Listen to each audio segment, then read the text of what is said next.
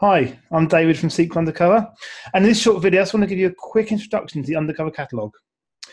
We know what it's like when you've got 101 servers to manage, or even just a couple. It can be almost impossible to keep track of all these servers, their versions, the databases they host, permissions, dependencies, and it just goes on and on and on and on and on. So this is the reason why we developed the Undercover Catalogue, is to help you with these issues. The Undercover Catalogue is going to go out, it can interrogate all your SQL servers and will store details on it in a centralized location.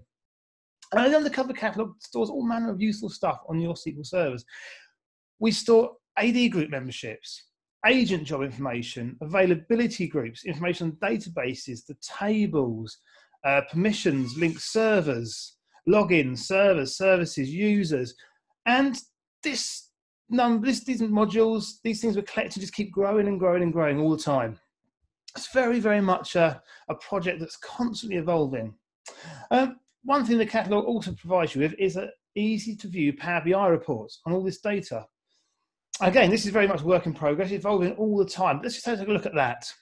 So this is a PowerBI report. This is hooking into the SQL Undercover Catalogue database, and it's just giving you a nice graphical view of all this data. So let's have a look at the sort of things that we've got here. First of all, just on this introduction screen, we can see the last time the catalogue was updated.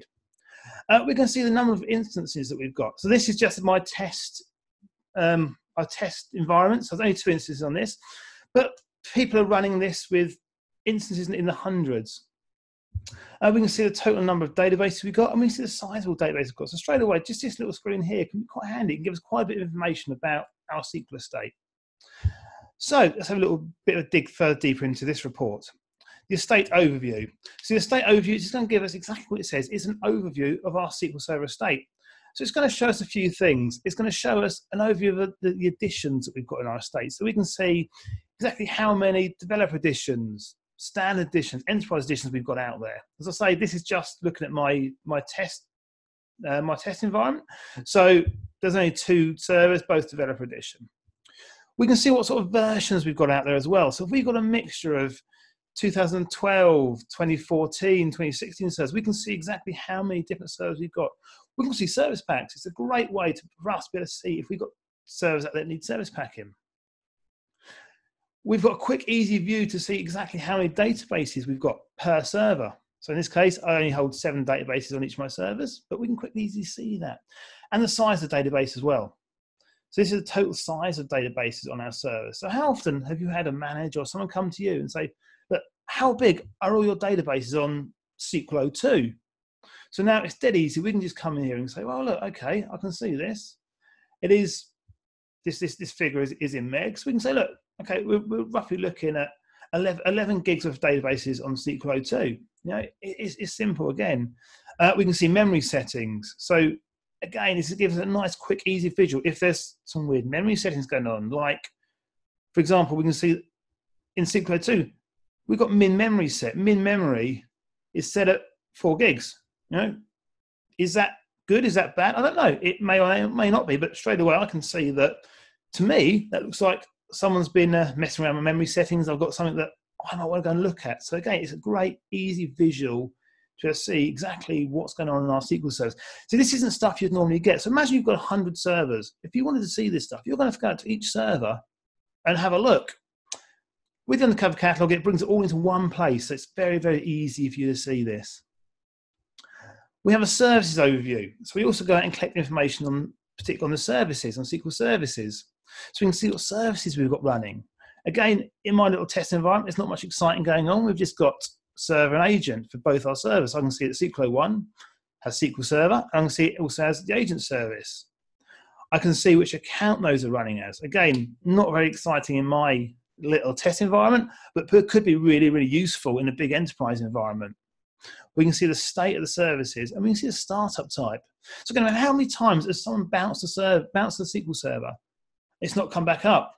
Only if you define the startup type was set to manual. Well, straight away, we can easily see if that's the case anywhere. Database overview, again, gives us an overview of all the databases on our servers. So we can filter this as well. So at the moment, I'm showing both SQL 01 and SQL 02.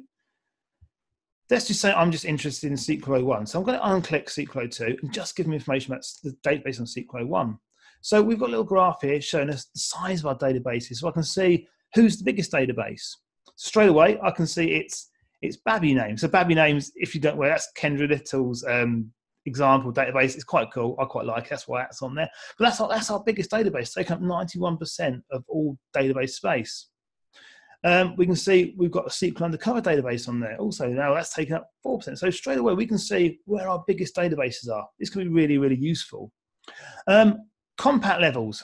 So I can see again, have I got a strange compact level? Which, well, as it happens, yes, I have. I've got a database of compact level 100. I might worry about that. You know, this gives me a nice, easy way to spot these sort of things. We can see the count of states. So online databases, okay, all my data is online. Have we got any offlines? Have we got any in restoring? Recovery models, again. Collations, you know, have we got any wafty collations going on here?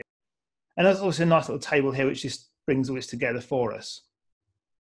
So straight away, this makes it really, really easy for us to see information on our databases. You know, it's all in one place.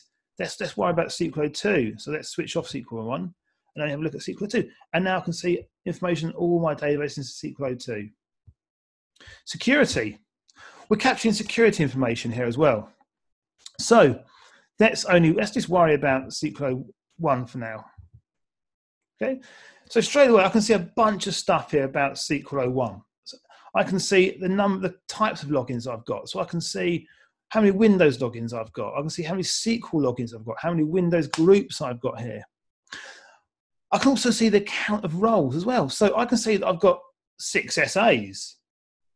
You know, this could be an interesting thing to know. I can see I've got a security admin. Server logins table here makes it even easier for us to see that. So we can see all the logins that are on that particular server. So straight away, I can see where all my SAs are. I can see who they all are. And if I want to find more information about that particular login, let's say I want to know more information about Bob. Okay, I can click on Bob, and the report is automatically going to start filtering now. So it's going to give me, in database users, I can see every database that Bob is a user of and what role he's got. So I can see in this order by database DB name, I can see in PowerBI names that Bob is data reader, data writer, and data owner. I can see in the SQL Undercover database, he's a data reader. And we can also look at object level permissions.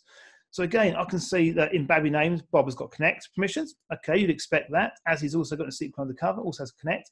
But I can also see now that Bob has execute permissions on the BC copy proc. So this is a really, really good way of being able to dive down and see exactly what permissions people have got. Is there people without elevated permissions? And again, you can show multiple servers on one screen if you want to do that. So we can see all my sysadmins. This makes life really, really easy. We have information on agent jobs as well. So again, I'm just going to limit this to one server just to make things a little bit easier. So we can come in here and we can see information on agent jobs. We can see all the jobs on that server. So I can see, okay, there's not a lot going on again because I've said this is my test box. There's not a lot going on here, but I can see I've got a SQL Undercover BCP job. Let's find out a bit more information about that. So I can click on that and it will filter all the other charts down to this particular job. So in steps, I can see all the steps that are part of that job. In command, I can see the command text for each step of that job. We've also up here, we've got the schedule, we've got a category, we've got a database name, is it enabled or not? As I say, yeah, it just makes life really, really easy to bring this stuff together. And finally, we also have a screen on availability groups. So in my spec, I've only got one availability group, which is AGO2. Let's bring all servers back into this filter. So AGO2, I can see is made up of SQL 1 and SQL 2. I can see information about the replicas. So I can see in AGO2, SQL 1 is the primary, SQL 2 is secondary. They're both synchronous commit, and they're both on automatic failover. And we can also see a list of the count of databases by name. So if there's multiple AGs, we'll see a graph here showing each AG and how many databases are in that AG. You can filter on AGs, and down in database, we'll be able to see all databases that are part of the AG. AGO2 only has a PowerBI names database part of it. So this is the report. This is the Power BI report. And as I say, this is changing all the time. We're developing this all the time. The easiest way to get to the SQL Undercover Catalogue is if you come onto SQLundercover.com or go into our GitHub site. From SQLundercover.com, it's dead easy to get there. We've got a little GitHub icon. Just click the little GitHub icon. That'll take you over to GitHub.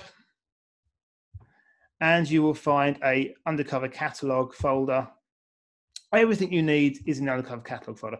I'm not going to cover the installation and set of it now. That'll be coming in a following video. I just wanted to give you a rough introduction on what it is, how it works. So thank you very much for watching.